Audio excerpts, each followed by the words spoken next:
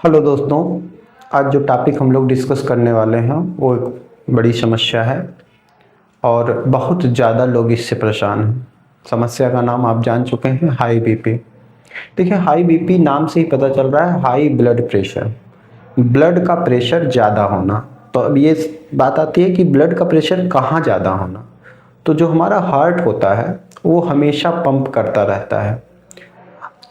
अगर हार्ट के जो धमनियां होती हैं, जिसको आर्टरी बोलते हैं, उनके ऊपर ब्लड का प्रेशर लगातार तक ज़्यादा बना रहे, इसी केस को हाई बीपी का केस कहा जाता है। जो एक रीडिंग होती है बीपी का, वो होता है 80 से 120 नॉर्मल, 80 120, कहीं कहीं 80 130 भी होता है। अगर इससे ज़्यादा प्रेशर है तो इससे ज़्यादा प्रेशर का मतलब जो हार्ट है उसके धमनियों को आर्टरी बोलते हैं, उनकी दीवारों पर लगातार हार्ट ब्लड का प्रेशर बढ़ जाना। उससे क्या होता है, हार्ट जो पंप कर रहा है उस पंपिंग रेट बढ़ जाता है, उसको मजबूर हो जाना होता है पंपिंग रेट को बढ़ाने के लिए, जिससे हार्ट अटैक होने का खतरा होता है, जिससे स्ट्रोक होने का खतरा होता है। तो इस सिचुएशन को, जब ब्लड का प्रेशर धमनियों के ऊपर बढ़ जाता है, इसी सिचुएशन को हाई बीपी का केस कहा जाता है। आगे बढ़ते हैं। हाई बीपी के केस के लक्षण क्या होते हैं, कैसे पता चलेगा कि हाई बीपी हो रही है, किसी भी पेशेंट को हाई बीपी महसूस कैसे होगा। तो उसका लक्षण होता है कि हमेशा उसका सिर में दर्द बना रहेगा, उसको थकान महसूस होगा, सीने में दर्द महसूस होगा, सांस लेने में तकलीफ होगी, जो हार्ट रेट है, ब्रीदिंग हार्ट का जो पंपिंग रेट है वो अनियमित होगा, लगेगा बढ़ गया है, आंखों से कम दिखाई देना, धुंधला दिखाई देना, पैरों में सूजन आ जाना, ये सब लक्षण होते हैं हाई बीपी के। अगर इस तरह के लक्षण दिखाई दे रहे हैं तो बीपी तुरंत चेक कराएं और तुरंत तत्काल कोई ना कोई दवा ले उस समय। अब हाई बीपी होने के कारण, पहला तो मैंने बताया कि हाई बीपी होता क्या है।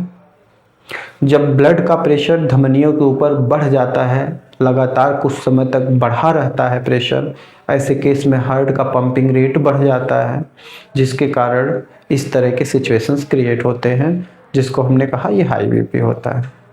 लक्षण हमने बता दिया, कैसा लक्षण दिखेगा अगर बीपी बढ़ेगी तो। तीसरा बात आती है कि ये बढ़ा क्यों, कारण क्या है इसके। तो इसके कारण में जो पहला कारण है, जो नॉर्मली सब लोग करते हैं, नमक का ज़्यादा सेवन। दूसरा हाइपरटेंशन, इसका नाम ही है, ज़्यादा टेंशन लेने से इस तरह के सिचुएशन देखने को मिलते हैं। तो हाइपरटेंशन का नाम जो दिया गया है, मतलब टेंशन ज़्यादा लेना एक बड़ा कारण बनता है इस केस का। फैट बढ़ जाना, जब फैट बढ़ जाता है तो इस तरह के सिचुएशन देखने को मिलते हैं। शरीर एक्सरसाइज न करना, एक्सरसाइज न करने से अगर देखा जाए तो फैट बढ़ जाता है, जिसके कारण इस तरह का सिचुएशन देखने को मिलता है। तो इनडायरेक्टली एक्सरसाइज न करना भी एक कारण बनता है। एल्कोहल और स्मोक ज़्यादा करना, खराब खान पान का मतलब जिसको आज के डेट में लोग मॉडर्न खान पान कहते हैं। खाना न बनाना पड़े, हम लोग ऑर्डर कर लें फास्ट फूड वगैरह। तो जो हम बर्गर, पिज़्ज़ा, इस तरह की चीज़ें खाते हैं, पैक्ड आइटम खाते हैं, कुरकुरे, चिप्स, इन तरह की चीज़ें जो है हाई बीपी के सब बहुत बड़ा रोल रखती हैं, हाई बीपी होने का एक मेन कारण बनते हैं। तो इस तरह के फूड से बचिए। अगला, किडनी का डैमेज होना, हाई शुगर होना, कैफीन का ज़्यादा सेवन करना। कैफीन का सेंस है चाय और कॉफ़ी का सेवन ज़्यादा करना। तो चाय कॉफ़ी को ज़्यादा यूज करने से भी बचिए अगर आपको हाई बीपी के अंतर्गत नहीं आना है। अगर हाई बीपी से बचे रहना है तो इस कारणों को विशेष रूप से समझिए और इनसे अपना दूरी बनाइए। जितना दूरी बनाएंगे उतना इस समस्या से आप दूर रहेंगे, न समस्या होगी न आपको इलाज की ज़रूरत होगी।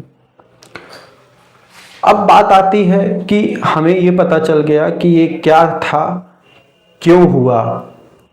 अब जब हो गया तो इस ठीक कैसे होगा। तो ठीक कैसे होगा, इसके लिए 3 दवाइयाँ हैं जो मैं आपको सजेस्ट करता हूँ। इन आपको पता है होम्योपैथिक दवाइयाँ हमेशा सिम्टम बेस्ड होती हैं। अगर उसका सिम्टम मैच करेगा तो ये काम करेंगी, नहीं मैच करेगा तो काम नहीं करेंगे। तो हम आपको देख तो रहे नहीं हैं, इसलिए हम आपको सिम्टम बताते हैं जो आप अपने सिम्टम को मैच करा सकते हैं। तो सिम्टम क्या है? जो पहली दवा है वो है ग्लोनोइनम। इसका यूज तब करेंगे जब तेज धड़कन हो, धड़कन बढ़ गई हो, शरीर में सनसनाहट महसूस हो रहा हो और गर्मी बढ़ने से लक्षण बढ़ रहा हो। तो ऐसे केस में ये जो सिम्टम दिखाई देता है ये होता है ग्लोनोइनम का केस। ग्लोनोइनम को 30 पोटेंसी में 3 बूंद तीनों टाइम लेना है लगातार 1 महीने तक। सिम्टम कम होने के बाद इसका जो डोज है उसको सुबह शाम कर दीजिए। सिम्टम और कंट्रोल हो जाए तो इसको 1 मीटिंग कर दीजिए। दूसरी जो दवा है वो है नेट्रम म्यूर। नेट्रम म्यूर का जो सिम्टम होता है वो होता है कि हमेशा जो पेशेंट है इसका वो हमेशा टेंशन में रहता है, उसको कोई ना कोई मानसिक आघात पहुंचा रहता है, वो नमक ज़्यादा खाता है। ऐसा अगर सिचुएशन देखने को मिलता है तो उस समय नेट्रम म्यूर उसके हाई बीपी को कम करने में एक विशेष योगदान अपना रखता है। उस समय नेट्रम म्यूर को लेना है 200 पावर में, 3 बूंद सुबह 3 बूंद शाम 1 महीने तक। उसके बाद 3 बूंद सिर्फ सुबह। बीपी बार बार चेक कराइए, कंट्रोल हो जाए तो इसको वीकली कर दीजिए। अगली जो दवा है वो है नक्सोमिका।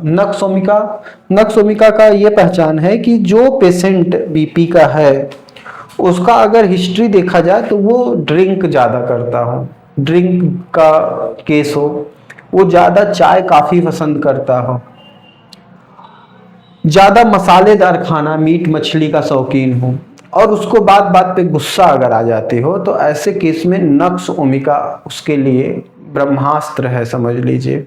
अगर वो नक्सोमिका को रेगुलर अपने रूटीन में ला दिया, बहुत नक्सोमिका लेने का तरीका बड़ा आसान है। इसको 200 पावर में मार्केट से लीजिए, 3 बूंद रात में जब खाना पीना खाइए, टहलिए, टहलने के बाद जब सोने जाइए तो 3 बूंद रात में लेकर के इसको सोइए। डेली इसको 2 महीने तक करिए और कंटिन्यू बीपी को चेक कराते रहिए।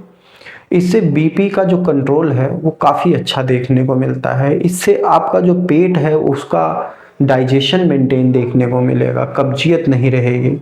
तो ऐसे केस में नक्सोमिका अपने आप में बहुत अच्छा रिजल्ट देती है जिसको हम अपने रूटीन में यूज कर सकते हैं। आगे बढ़ते हैं तो कुछ ऐसी बातें जिसको करके हम बिना पैसे के भी बीपी की समस्या से निकल सकते हैं।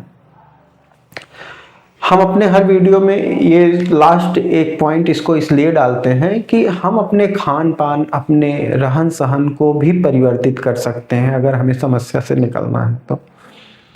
उसको करना दवा से भी ज़्यादा कभी कभी यूजफुल हो जाता है। तो क्या करते हैं, जैसा कि मैंने देखा यहाँ पे लिखा है हेल्दी डाइट। हेल्दी डाइट लेने का मतलब है कि ज़्यादा फल और सब्जी की तरफ जाए, फास्ट फूड वगैरह छोड़ें, सब्जी और फल पे ध्यान दें। एक्टिव रहें। एक्टिव रहने का मतलब है एक्सरसाइज वगैरह करें जिससे वेट कंट्रोल रहे, वेट बढ़ न पाए। No caffeine. नो कैफीन का सेंस है चाय कॉफ़ी को अपने लाइफ से हटाइए। चाय कॉफ़ी हटा करके उसके जगह फ्रूट्स वगैरह का नाश्ता करिए, फ्रूट्स का जूस लीजिए। वजन को बढ़ने ही ना दें एक्सरसाइज वगैरह करके। मेडिटेशन करें। आज के डेट में मेडिटेशन वगैरह भी अपने आप में एक मेडिसिन ही है। सुबह सुबह मेडिटेशन करें जिससे आप फिट रहेंगे। वक्त पर दवाइयाँ लें। अगर आप बीपी के केस आपका है, आप बीपी की दवाइयाँ खा रहे हैं तो उसमें लापरवाही ना करें। बीपी नॉर्मल है फिर भी दवा को अपने डॉक्टर से सलाह लेकर कंटिन्यू बनाए रखें।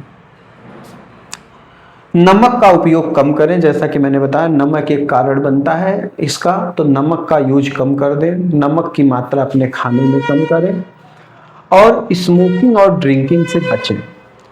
अगर इन आदतों को हम अपने डेली रूटीन में शामिल कर दें तो आप देखेंगे जो बीपी का केस है वो कैसे ठीक होता हुआ दिखाई देगा। आपको खुद ही नहीं समझ में आएगा कि हम कैसे इतना जल्दी रिकवर कर गए।